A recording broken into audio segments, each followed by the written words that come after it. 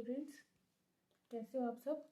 आज हम MSc second semester stereochemistry जो अपना टॉपिक चल रहा है उसके नेक्स्ट टॉपिक अपने कन्फर्मर की तरफ पढ़ेंगे। ठीक है, किसकी तरफ?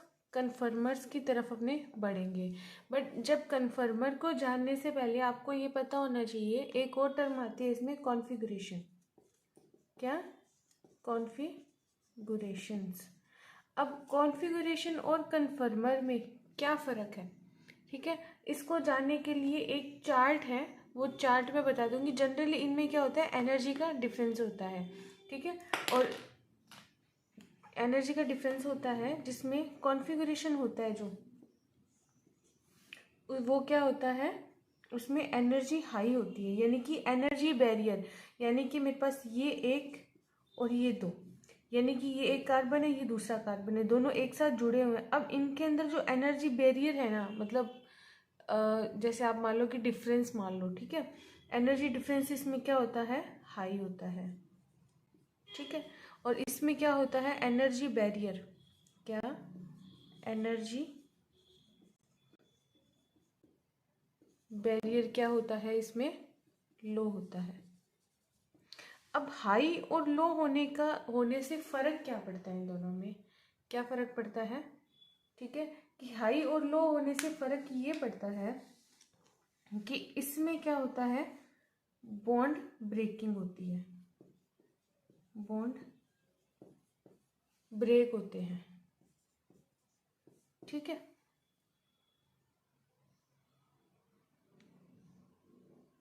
इसमें क्या होते हैं, बॉन्ड ब्रेक होते हैं। ठीक है, सेकंड इसमें क्या होता है, रेस्ट्रिक्टेड रोटेशन होता है। जो इसमें रोटेशन होता है वो रेस्ट्रिक्ट होता है, मतलब इसमें रोटेशन नहीं होता। अगर आपके पर कोई रिस्ट्रिक्शंस लगा दे तो आप वो काम नहीं करोगे। ठीक है, इसका मतलब रोटेशन का रेस्ट्रिक्ट होना मतलब उस पर रेस्ट्रिक्शन लगा रखे और इसमें रोटेशन पॉसिबल नहीं है। तीसरा इसमें क्या होता है, डबल बॉन्ड या ट्रिपल बॉन्ड प्रेजेंट होते हैं। कौन कौन से? डबल बॉन्ड या ट्रिपल बॉन्ड। अपने क्या देख रहे थे, एक तो इसमें बॉन्ड ब्रेक होता है, पहला इसमें डबल बॉन्ड ट्रिपल बॉन्ड होते हैं, दूसरा इसमें क्या होता है, बॉन्ड ब्रेक होता है, और तीसरा इसमें क्या होता है, जो रोटेशन होता है, रोटेशन का मतलब घूमना। ठीक है, वो क्या होता है, रेस्ट्रिक्टेड होता है। जैसे कि आप शाम के टाइम कहीं निकल गए अपने दोस्तों के साथ कहीं पे भी, ठीक है, फिर आपके पेरेंट्स क्या करते हैं, आपको बोलते हैं, स्ट्रिक्टली बोलते हैं कि आपको शाम को नहीं जाना है बाहर। ठीक है, आप दिन में जाओ, आप कहीं भी घूमो जाओ। ठीक है, तो फिर उसमें क्या हुआ, आपके ऊपर रिस्ट्रिक्शन लगा दिए, रोटेशन एक मान घूमना ही मान लो, ठीक है, कि वो घूम रहे हैं। बट ये डबल बॉन्ड और ट्रिपल बॉन्ड, डबल बॉन्ड हो गए, मान लो ये दो बॉन्ड आ गए, तो वो क्या हो गया, आपके मम्मी पापा, तीसरी बहन भी आ गई या भाई आ गया। ठीक है, तो ये क्या करेंगे, ये तीनों आपके आपके ऊपर रिस्ट्रिक्शन लगा देंगे कि आपको बाहर नहीं घूमना है। वैसे इसमें होता है कि सिंगल रोटेशन होगा, अगर सिंगल बॉन्ड होगा, अगर आप अकेले ही रह रहे हो, मान लो आप बाहर रह रहे हो, कहीं हॉस्टल में रह रहे हो, तो वहाँ पे आपको रेस्ट्रिक्ट करने वाला कोई नहीं है। आप जब भी मन मर्जी आ रहा है, जा रहे हो, बाहर आ रहे हो, ठीक है, वहाँ पे आप सिर्फ एक सिंगल बॉन्ड हो, आपकी एनर्जी बैरियर क्या है, कम है, बस आपके दोस्त हैं जो आपके साथ रहते हैं। बट वहीं अगर आप घर पे जाते हो तो वो एनर्जी का बैरियर बढ़ जाता है, आपके पेरेंट्स के साथ आपका गैप थोड़ा ज़्यादा है। ठीक है, तो उस तरह से आप भी इस चीज़ को समझ सकते हो कि पहले क्या होगा, अगर इसमें ज़्यादा करेंगे तो आपको मतलब थप्पड़ भी लग सकता है या फिर डांट पड़ेगी, तो वो उसका अपने एक बॉन्ड ब्रेक से अपने कनेक्शन कर सकते हैं। ठीक है, सेकंड, ये तो आपकी होगी घर की बात।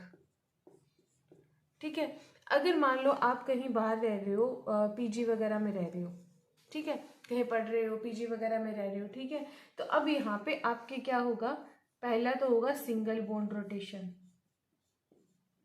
Single bond rotation. ठीक है, पहला तो आपका ये होगा। सेकंड इसमें क्या होगा, फ्लिपिंग। फ्लिपिंग का मतलब बदल जाना, मतलब एक फॉर्म से लेके दूसरे फॉर्म में बदल जाना। ठीक है, ये होएगी इसमें फ्लिपिंग। ठीक है, तो ये होते हैं आपके कन्फिगरेशन और कन्फर्मर। ठीक है, कन्फर्मेशन बोल सकते हैं, कन्फर्मर बोल सकते हैं। ठीक है, तो अब ये आपके पास दो चीजें आ गई। अब इन्हीं के बेसिस पे अगर अब आपने जो आपका टॉपिक है इसमें क्या है, कन्फर्मेशंस ऑफ साइक्लोहेक्सेन्स, ठीक है, तो उसको अपने कंटिन्यू करते हैं। चलो अभी पढ़ते हैं अपने कन्फर्मर्स, ठीक है। अब कन्फर्मर्स कैसे क्या होता है, ठीक है, जिसमें क्या होता है, एनर्जी बैरियर इज लो। पहली बात तो क्या है कि इसमें एनर्जी बैरियर लो होता है। अब इसमें चेंजेस क्या आते हैं कि कन्फर्मर क्या होते हैं, इनको कैसे चेंज करें। तो आपने पढ़ा होगा फिशर का, ये जो प्रोजेक्शन फॉर्मूले होते हैं ना, फिशर और वेज डैश, सॉहर्स, न्यूमान, ये क्या होते हैं, अपने पास किसी भी स्ट्रक्चर को शो करने के लिए अलग अलग प्रोजेक्शंस होते हैं कि ये, और इन्हीं से अपने कन्फर्मर पढ़ते हैं। ये क्या होता है, एक दूसरे में चेंज हो जाते हैं, इनके अंदर सिंगल बॉन्ड के अराउंड रोटेशन, ये तो क्या है, नोटेशन है, उनको इन स्ट्रक्चर्स में डिफाइन करने के लिए, उनको बताने के लिए कि हाँ ये इस स्ट्रक्चर में है, ये इसमें नहीं है। देखो, और ये तीनों है ना, ये तो तीनों 3D में देखा जाता है जनरली, और फिशर क्या होता है, 2D में होता है। मोस्टली क्या होता है, इसको अपने 2D और 3D में दोनों में शो कर सकते हैं कि इसको कैसा है। अभी अपने जैसे एक इथेन का एग्जांपल लेंगे, उसमें देखेंगे कि इथेन का एग्जांपल लेके अपने उसमें सॉहर्स, फिशर, न्यूमान और ये सारी चीजें देखेंगे, ठीक है। और अब इसमें देखो कि इसमें पहले तो क्या होता है एनर्जी बैरियर लो होता है, सेकंड इसमें रोटेशन होता है, ठीक है। अब रोटेशन किसके, सिंगल बॉन्ड के अराउंड। अब आपके सिंगल बॉन्ड के अराउंड मान लो रोटेशन हो गया, तो अब रोटेशन भी अपने कैसे करवाएंगे, 60 डिग्री रोटेशन होता है, 120 डिग्री रोटेशन होता है, 180 डिग्री रोटेशन होता है, ठीक है। 60, 120 और 180 डिग्री, 360 भी होता है। देखो 360 अगर करने से तो अपने को आइडेंटिकल मिलेगा, क्या मिलेगा, आइडेंटिकल, यानी कि अपने को सेम टू सेम फोटोकॉपी ही मिल जाएगी, जो भी अपने कंपाउंड ले रहे हैं, जो भी अपने मॉलिक्यूल ले रहे हैं, ठीक है। अब अपने को देखना है कि 60 डिग्री से, 120 डिग्री से, 180 डिग्री से कैसे होगा, क्या होगा रोटेशन जब अपने करवाएंगे। तो अब अपने पढ़ते हैं किसका, इथेन का। इथेन का फॉर्मूला क्या होता है, CH3 CH3, ये सभी को पता होगा, है ना। CH3 इसका फॉर्मूला होता है। अब अपने को इसको वेज डैश में दिखाना है, वेज डैश में दिखाना है। अब देखो मैं पहले सबसे पहले इसका वेज डैश WD लिख रही हूँ, यानी कि वेज डैश, जिसमें एक तो सॉलिड लाइन होता है उसको वेज बोलते हैं, और जो डैश डॉटेड लाइन होती है उस पर अपने डैश बोलते हैं।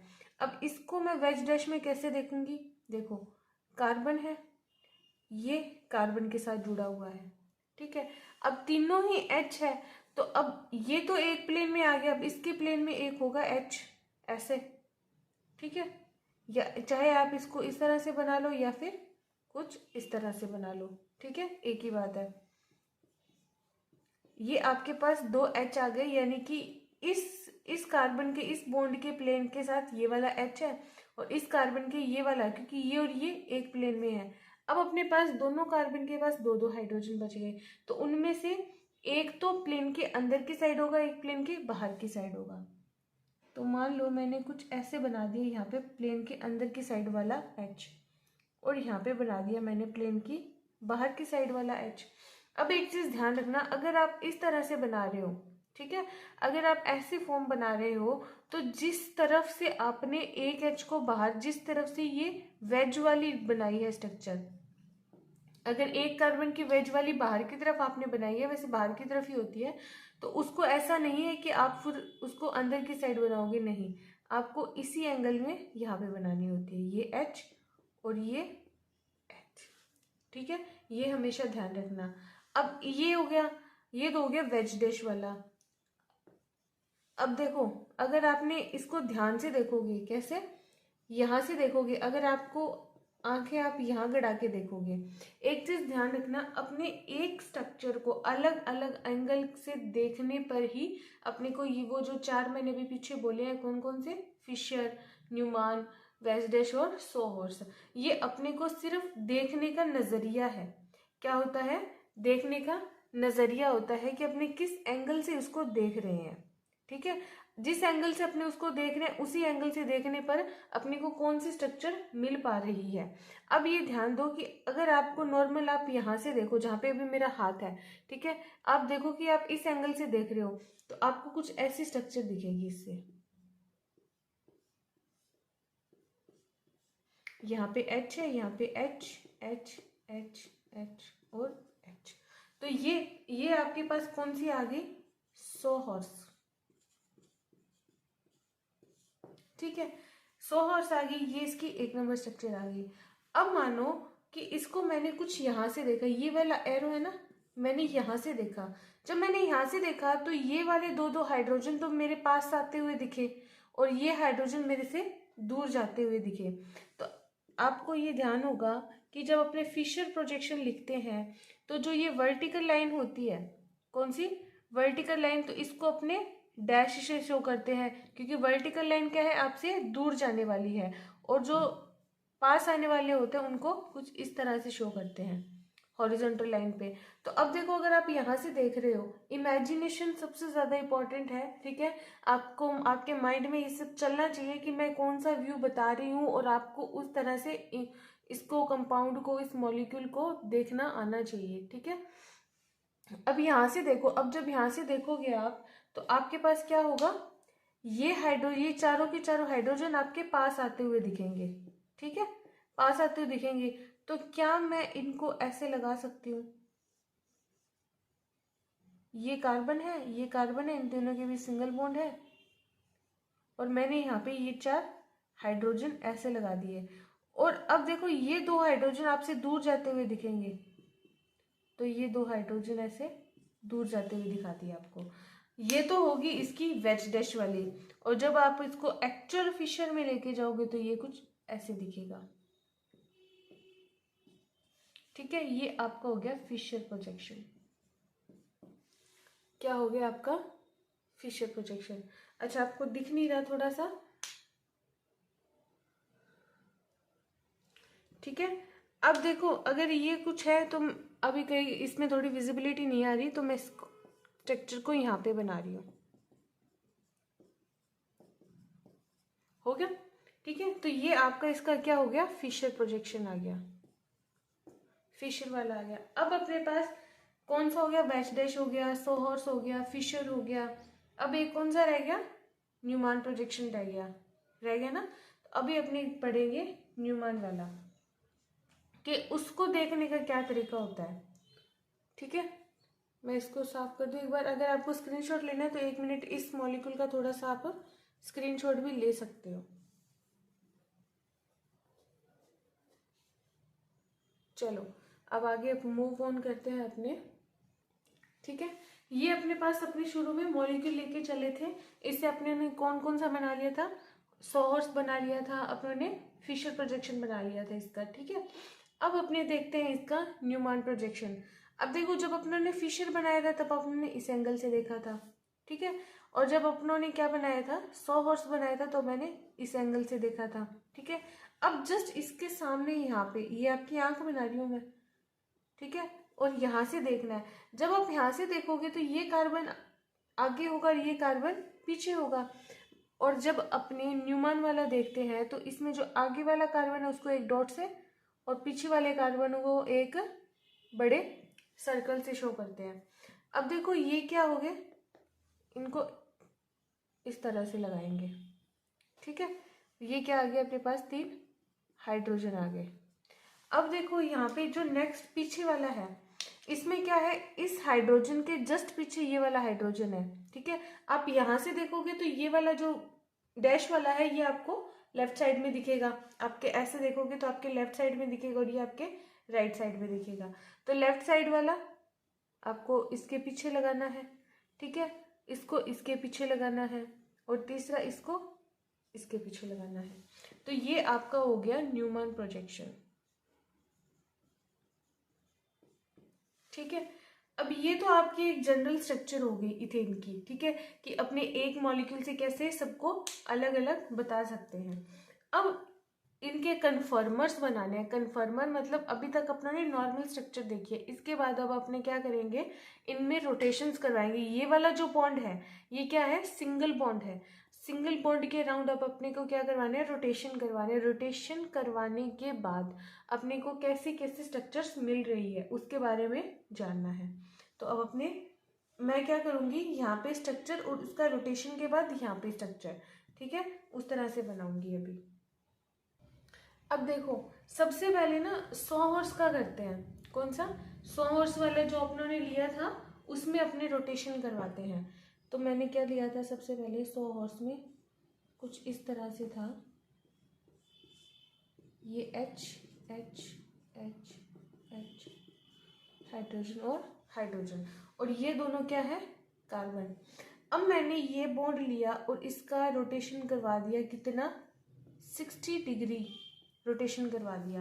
अब 60 डिग्री रोटेशन करवाया तो अब ये वाला क्या करेगा, यहाँ आएगा, ठीक है, ये वाला यहाँ पे सेंटर में और ये जाएगा इसके पीछे। तो इसकी स्ट्रक्चर कुछ इस तरह से बनेगी। ये तो एज इट इज रहेगा, ठीक है, हाइड्रोजन हाइड्रोजन और हाइड्रोजन। अब ये देखो ये ऐसे क्या वाई वाली स्ट्रक्चर बन रही है ना, कुछ वाई की जैसी स्ट्रक्चर बन रही है। अब क्या करेगा, इस वाई को उल्टा कर दो, बस क्या करना है, उल्टा करना है। तो इसमें हाइड्रोजन, अब एक चीज और ध्यान रखना, यहाँ पे मैं तीनों हाइड्रोजन ही ले रही हूँ, बट अगर हाइड्रोजन के अलावा कोई और एटम या कोई और ग्रुप या फिर कोई और मॉलिक्यूल इसके साथ जुड़ा हो तो इनकी कंटिन्यूटी टूटनी नहीं चाहिए। कैसे, कि अगर मान लो मैंने यहाँ पे क्लोरीन लिया और यहाँ पे लिया मैंने ब्रोमीन, एग्जाम्पल के तौर पे, चलो एक बार इसको मैं यहाँ पे हाइड्रोजन ही कर देती हूँ, नेक्स्ट में पढ़ाती हूँ आपको इसके एक्चुअल में। ये आगे वाला चेंज नहीं हो रहा इसमें यहाँ पे, इसीलिए मैं यहाँ को तीनों के तीनों हाइड्रोजन ही ले रही हूँ, ठीक है। ऐसा नहीं है कि सिर्फ यहाँ वाले चेंज नहीं होगा, हमेशा ये वाला होगा। इसको स्टेबल करके आप इसको भी रोटेट कर सकते हो, डिपेंड करेगा कि आपके पास क्वेश्चन कैसा आ रहा है। ये मैंने लिया, अब मेरे को ये वाली स्ट्रक्चर बनाने, मेरे को क्या करना है, इसका 60 डिग्री रोटेशन करवाना है, 60 डिग्री। और मेरे को रोटेशन कैसे करवाना है, कुछ इस तरह से, यानी कि क्लॉकवाइज रोटेशन करवाना है। अब क्लॉकवाइज रोटेशन करवाने के लिए क्या होगा, ब्रोमीन तो यहाँ पे आएगा, ठीक है, और क्लोरीन इधर जाएगा और हाइड्रोजन ऊपर आना चाहिए, ठीक है। तो इसकी स्ट्रक्चर कैसे बननी चाहिए,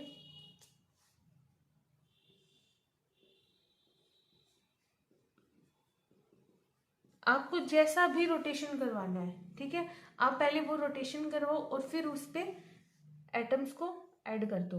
अब देखो मेरे को उल्टा वाई बनाना था, मैंने उल्टा वाई बना लिया।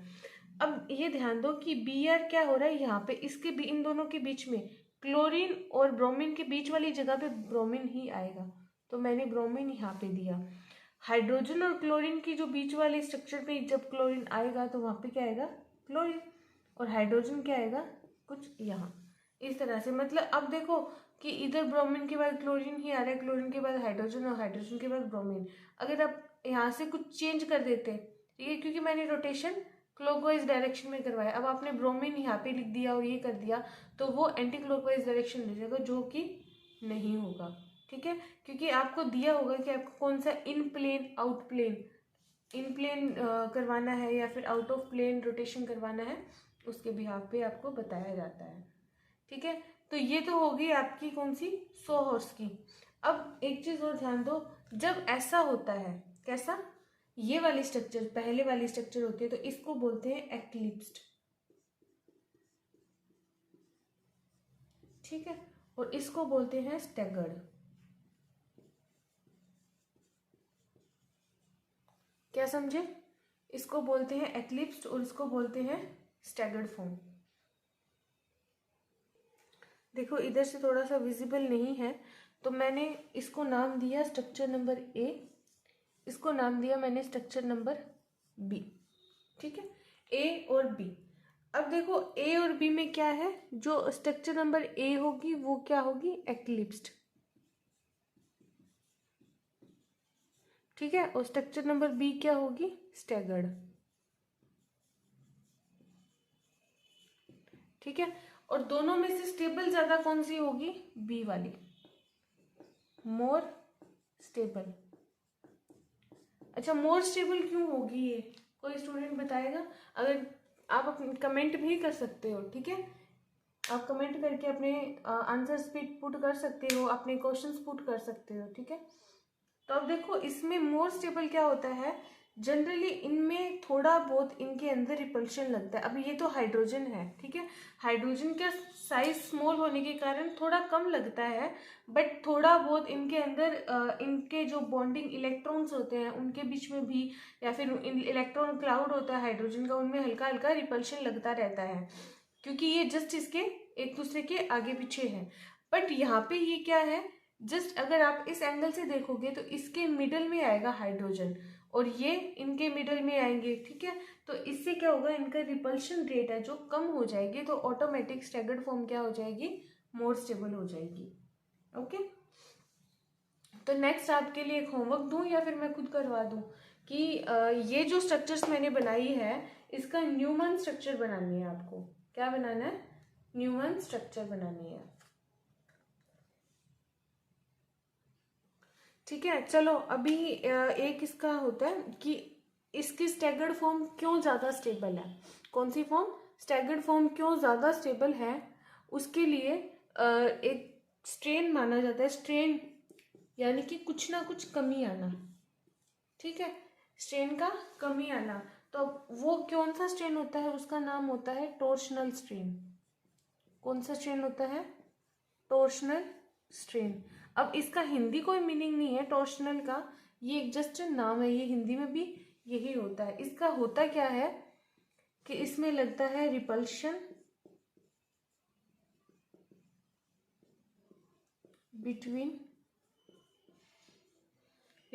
Between electron density of atoms, electron density of atoms. कैसे कि देखो अभी जो मैंने हाइड्रोजन वाला एग्जांपल बताया था, तो उसमें एक्लिप्स जो स्ट्रक्चर होती है, एक्लिप्स स्ट्रक्चर होती है वो लेस स्टेबल क्यों होती है, क्योंकि उनके अंदर टॉर्शनल स्ट्रेन आ जाता है। और टॉर्शनल स्ट्रेन का मतलब जब दो है, अब मान लो ये एक है और ये जस्ट इसके पीछे की तरफ है, तो अब इनका जो इलेक्ट्रॉन डेंसिटी होगी ना, ये कुछ ना कुछ इतनी एरिया में कवर करती होगी, ठीक है। तो ये दोनों जो इलेक्ट्रॉन डेंसिटी है ना, इन दोनों में आपस में टकराव होगा और ये दूर जाएंगे, ठीक है, दूर जाने का रिपल्शन होगा इनके अंदर, तो इसीलिए ये लेस स्टेबल होते हैं। वहीं अगर एक यहाँ पे है और एक यहाँ पे है, ठीक है, तो वो क्या होगा, इनके अंदर इलेक्ट्रॉन डेंसिटी कम जुड़ेगी तो इनके अंदर रिपल्शन भी कम आएगा। अच्छा, इसको अपनी जनरल एग्जांपल से ये देख सकते हैं कि अगर आपके कोई कजन है या आपके कोई फ्रेंड है, वो क्या होता है आपसे बहुत एक डिस्टेंस में है, डिस्टेंस में आपसे रहता है या फिर रहती है, ठीक है। तो उसमें क्या होगा, अगर आप उसको कभी कभी मिलोगे तो आप उसके अंदर मतलब आपके अंदर बीच में रिपल्शन कम होंगे, ठीक है, आपके अंदर अट्रैक्शन ज्यादा होंगे। वहीं अगर एक घर में रहते हो, ठीक है, एक साथ रहते हो, तो कभी ना कभी कुछ ना कुछ तो लड़ाई झगड़ा हो ही जाएगा, ठीक है। तो उस हिसाब से क्या होता है कि जो इलेक्ट्रॉन डेंसिटी है उनमें क्या आता है, रिपल्शन आता है, इसीलिए एक्लिप्स स्ट्रक्चर कम स्टेबल होती है बजाय स्टैगर्ड के। ये चीज समझ में आई अभी आपको, ठीक है। अब अपने इथेन का एग्जाम्पल तो ले लिया, अब अपने टॉपिक पे चलेंगे, कौन सा, कन्फर्मेशन ऑफ साइक्लोएल्केन्स। और इसमें एक और चीज है, एक और चीज इसमें पढ़ते हैं, जैसे ब्यूटेन है, ठीक है। अपने ब्यूटेन की स्ट्रक्चर सभी पढ़ेंगे क्योंकि थोड़ा सा ब्यूटेन में अलग होता है, एक चीज अलग मानी जाती है उसमें एक आती है गॉश फॉर्म ज्यादा आती है, ठीक है, एक फॉर्म आती है उसमें गॉश फॉर्म जो सबसे ज्यादा सेकंड ज्यादा स्टेबल होती है, ठीक है। और जब अपने साइक्लो एल्केन्स में पढ़ेंगे तो उसमें भी वो काम आएगी। तो पहले अपने ब्यूटेन का पढ़ लेते हैं थोड़ा सा, जस्ट इसमें ज्यादा कुछ नहीं, अपने एक स्ट्रक्चर्स बनाएंगे और स्ट्रक्चर्स के बेसिस पे अपने देखेंगे कि कौन सा क्या होता है, ठीक है। तो मैंने ये लिया इसमें CH3 CH2 CH2 CH3। ठीक है, ये मेरे पास क्या है, ब्यूटेन की स्ट्रक्चर है। इसमें C1, C2, C3, C4। ठीक है, ये 4 हुए। अब अपने को बॉन्डिंग देखनी है C1 C2 की, C2 C3 की और C3 C4 की। देखो C1 C2, इधर लिया C2 C3, इधर लिया C3 C4, ये मैंने 3 लिए। अब इसमें देखना क्या है कि अब इसमें अपने को इनका न्यूमन स्ट्रक्चर बनानी है। कौन सी? अपने न्यूमन स्ट्रक्चर को लेके चलेंगे। ठीक है, न्यूमन स्ट्रक्चर बनानी है। अब कौन सा पिकअप करना है, मतलब पहले अपने तीनों बनाएंगे और तीनों में से फिर अपने इनमें से एक को पिक करेंगे अपने फर्दर स्टडीज के लिए। अब देखो, अगर मैंने C1 और C2 के बीच में अपने ये स्ट्रक्चर बना रहे हैं तो इसको मैं एक ग्रुप मानूंगी, इसको लिखूंगी C2H5। ठीक है, C2H5, क्योंकि जब अपने न्यूमन प्रोजेक्शन और ये पढ़ते हैं तो इसमें सिर्फ 2 कार्बन को कंसिडर किया जाता है। तो मैंने इसको लिया, जो C1 है उसको मैंने डॉटेड से लिया और C2 को मैंने लिया क्या, इस तरह से। ठीक है, अब C1 है, इस पे तो तीनों हाइड्रोजन लगे हुए हैं, है ना, तीनों हाइड्रोजन लगे हुए हैं। तो मैं कुछ इनको इस तरह से शो कर रही हूँ, एक Y की फॉर्म में, जो मैंने शुरू में बताया था। ठीक है, अब देखो इसमें क्या है, 2 तो हाइड्रोजन है और एक ये वाला ग्रुप है। ठीक है, 2 हाइड्रोजन और एक ये वाला ग्रुप, इसको कुछ इस तरह से शो कर दूं मैं, तीनों हाइड्रोजन ये और ये यहाँ पे C2H5, ये इसकी होगी एक्लिप्स स्ट्रक्चर। कौन सी होगी? एक्लिप्स्ड होगी। अब इसको मेरे को बनानी है स्टैगर्ड में। स्टैगर्ड में क्या करूंगी, इनका 60 डिग्री का रोटेशन करवा देंगे। रोटेशन करवाने के बाद अब ये है, ये जस्ट इसके मानो इसके जस्ट पीछे वाला है, तो ये यहाँ पे इसके बीच में आएगा, ये इसके बीच में आएगा और ये इसके बीच में आएगा। कौन सा कितना रोटेशन करवाया? 60 डिग्री का।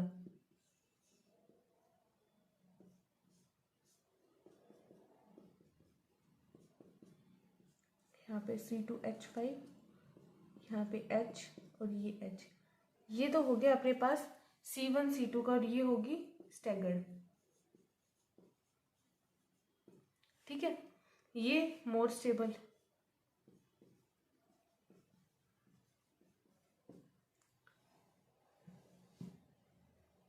ठीक है, स्टैगर्ड क्या होती है? ज्यादा स्टेबल होती है, और एक्लिप्स क्या होती है?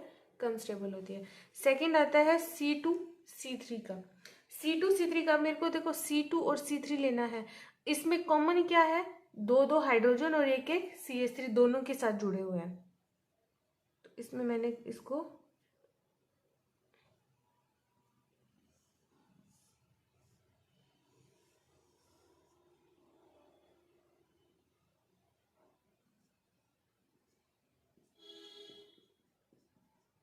हाइड्रोजन के पीछे हाइड्रोजन, CH3 के पीछे CH3। ठीक है, ये मिली, ये मेरे को कौन सी मिली? ये मैंने बनाई इसकी एक्लिप्स स्ट्रक्चर। ठीक है, और इसकी क्या होगी? Same as C1 C2। ठीक है, इसमें क्या हुआ? C1 और C2 के एग्जैक्टली सेम मिलेगी। अब देखो ये और ये तो सेम आ रही है, इनमें कोई ज्यादा खास डिफरेंस नहीं है। अपने लेके चलेंगे C2 C3 वाली बॉन्डिंग को, किसे? C2 C3 वाली बॉन्डिंग को लेके चलेंगे, और अब आगे अपने इसका डिस्कशन करते हैं कि होता क्या है। चलो अभी मैं इनकी पहले मैं स्ट्रक्चर बना दूं, फिर अपने इनका एक्चुअल डिस्कशन करेंगे कि कैसे होता है, क्या होता है।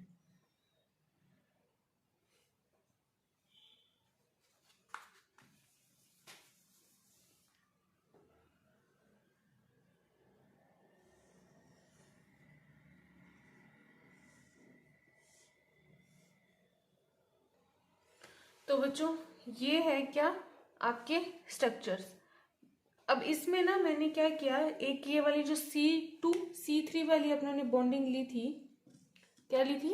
C2 C3 वाली, उसमें मैंने 60 डिग्री रोटेशन करवा के वापस यही मॉलिक्यूल वापस बनाया है। ठीक है, अब मैंने इनको नंबरिंग दी है 1 2 3 4 5 6। ठीक है, वापस से 1 का साइकिल स्टार्ट हो गया। अब इसमें देखो ये तो होती है एक्लिप्स स्ट्रक्चर, ये क्या होती है? ये होती है पार्शियली एक्लिप्स स्ट्रक्चर, सॉरी, ये होती है एक्लिप्स स्ट्रक्चर, ये होती है स्टैगर्ड स्ट्रक्चर, ये होती है पार्शियली एक्लिप्स, और ये होती है एंटीफॉर्म। कौन सी होती है? एंटीफॉर्म। और ये दोनों सेम होती है, इसलिए इन दोनों को क्या बोलते हैं? Partially eclipse structure. ये और ये दोनों एक दूसरे के सेम होती है, ठीक है। तो इनको वैसे बोला जाता है स्टैगर्ड फॉर्म, बट जब अपने एडवांस लेवल में जाते हैं तो इनको क्या बोला जाता है? गोश फॉर्म बोला जाता है। कौन सी? गोश फॉर्म बोला जाता है। अब अपने आप ना इसकी एक स्क्रीनशॉट ले लेना, ठीक है, इन स्ट्रक्चर्स को, और फिर अभी अब मैं जब नाम लिखूंगी इनके आगे तो वो ध्यान रखना आप, ठीक है। तो देखो, ये है आपके उनके नेम। आपकी जो फर्स्ट स्ट्रक्चर थी वो क्या थी? फुली एक्लिप्स स्ट्रक्चर थी, जो कि लीस्ट स्टेबल थी। अच्छा, लीस्ट स्टेबल हुई क्यों हुई लीस्ट स्टेबल? क्योंकि उसके अंदर जो मैंने अभी पीछे बताया आपको, टॉर्शनल स्ट्रेन भी था, टॉर्शनल स्ट्रेन, ठीक है, वो भी इसमें होता है। सेकेंड, स्टेरिक स्ट्रेन भी इसमें होता है। टॉर्शनल स्ट्रेन जो इलेक्ट्रोडेंसिटी वाला था, स्टेरिक स्ट्रेन मतलब बड़े ग्रुप अगर पास पास आ जाए तो उनमें रिपल्शन होता है। तो उसमें क्या था? CH3 था, जस्ट उसके पीछे ही CH3 प्रेजेंट था, ठीक है। CH3 के पीछे CH3 प्रेजेंट था, उसकी वजह से इसमें क्या आ गया? स्टेरिक स्ट्रेन भी आ गया। तो दोनों के दोनों दो स्ट्रेन अगर उसमें प्रेजेंट हो तो वो मॉलिक्यूल, वो फॉर्म कैसे स्टेबल रह सकती है, ठीक है। और इसमें जो गोश फॉर्म है ये इंटरमीडिएट स्टेबल होती है। कैसे? कि इसमें टॉर्शनल स्ट्रेन तो नहीं होता, बट इसमें स्टेरिक स्ट्रेन प्रेजेंट होता है। और ये हाईएस्ट स्टेबल क्यों होती है? क्योंकि ना तो इसमें टॉर्शनल स्ट्रेन होता है, ना ही इसमें स्टेरिक स्ट्रेन होता है, ठीक है। इसीलिए ये एंटीफॉर्म इसकी क्या होती है? सबसे ज्यादा स्टेबल होती है। ओके, चलो, तो ये आपको कन्फर्मर्स का बेसिक्स बताया, और अब अपने नेक्स्ट वीडियो में पढ़ेंगे कौन सी? Confirmation of cycloalkenes. अब देखो, अगर आपको ये चीज समझ में आ गई ना तो वो बहुत आसानी से समझ में आएगी, और वो बहुत इजी भी है, ठीक है। अगर बस आपकी थोड़ी विजिबिलिटी अच्छी होनी चाहिए, आपकी इमेजिनेशन अच्छी होनी चाहिए।